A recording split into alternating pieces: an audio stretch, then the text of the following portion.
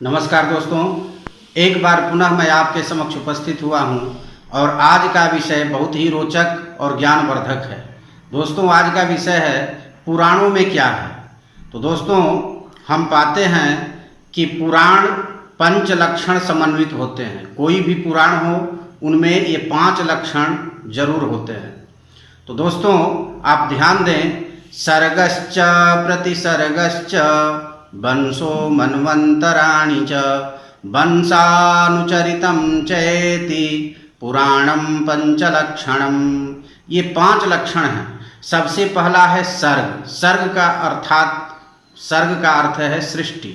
किस प्रकार से सृष्टि उत्पन्न हुई।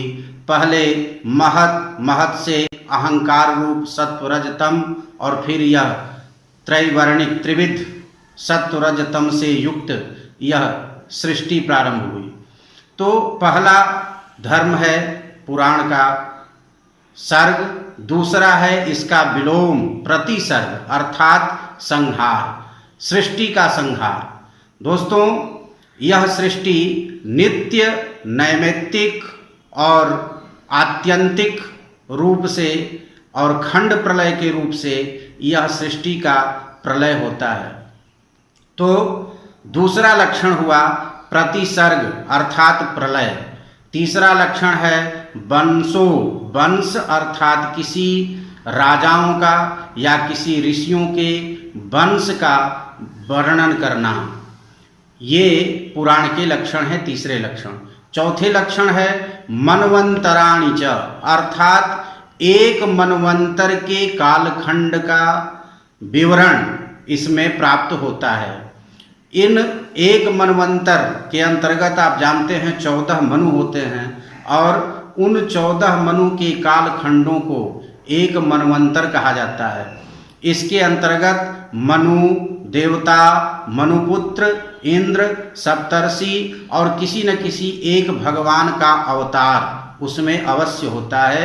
इस कालखंड को मनवंतर कहा जाता है। तो एक मनवंतर की चर्चा होती है उसमें। और 5वां लक्षण है वंशानुचरित अर्थात किसी प्रसिद्ध प्रतिष्ठित राजा के वंशों में जितने लोग हुए उनके प्रत्येक के चरित्रों का विवरण इसमें प्राप्त होता है। इसी प्रकार से अगर किसी ऋषि का वर्णन है तो ऋषि के वंशजों का, उनके चरित्रों का वर्णन इसमें किया जाता है। 5वां लक्षण है वंशानुचरित। तो दोस्तों, इस प्रकार से हम पाते हैं कि पुराण शब्द का अर्थ होता है पुरा आख्यानम पुराणम अर्थात पूरा प्राचीन काल में जो आख्यान, जो कहानियां कही गई हैं वे पुराणों में उपलब्ध हैं। हम कोई भी पुराण उठाते हैं उनमें ये 5 लक्षण अवश्य प्राप्त होते हैं।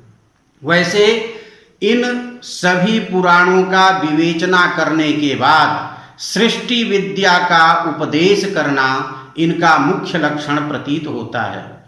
दोस्तों, इसी प्रकार से महर्षि वेदव्यास ने 18 पुराणों का निचोड़ क्या है यह भी बता दिया है।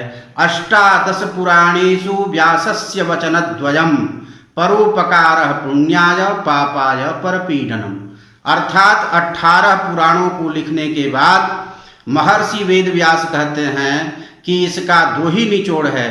पहला यह कि यदि आप किसी भी जीव को कष्ट पहुंचाते हैं तो उससे आपको पाप होगा और किसी को यदि सुख पहुंचाते हैं, किसी जीव को आप सुख पहुंचाते हैं तो उससे आपको पुण्य लाभ होगा।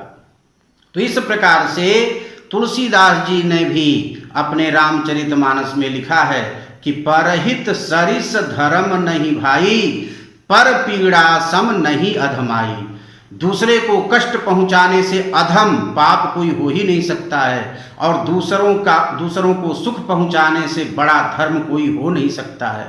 तो दोस्तों, नर ही नारायण के रूप में प्रकट होते हैं, इसलिए हमें सबकी मदद करनी चाहिए और सभी मनुष्यों में उस नारायण का दर्शन करना चाहिए। यही इसका मुख्य उद्देश्य है। वैसे चाणक्य ने अपने भाष्य ग्रंथों में लिखा हुआ है, सर्वमंगला टीका में भी लिखा हुआ है कि पुराणों का अध्ययन केवल इन्हीं इतिहासों को जानना भर नहीं है, बल्कि इसका पठन पाठन श्रवण मनन निधिध्यासन करने से धर्म अर्थ काम मोक्ष रूप चतुर्विध पुरुषार्थ की प्राप्ति होती है। इसलिए भी पुराणों का अध्ययन करना चाहिए।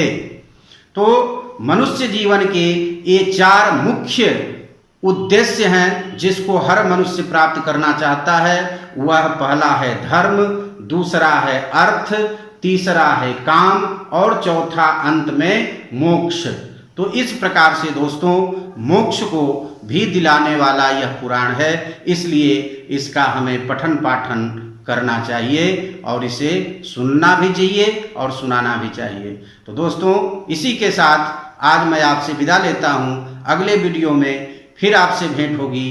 तब तक के लिए आपसे बहुत बहुत प्रार्थना है, आप ऐसे ही अपनी कृपा दृष्टि बनाए रखें और वीडियो देखते रहें, आशीर्वाद देते रहें। आपका बहुत बहुत धन्यवाद।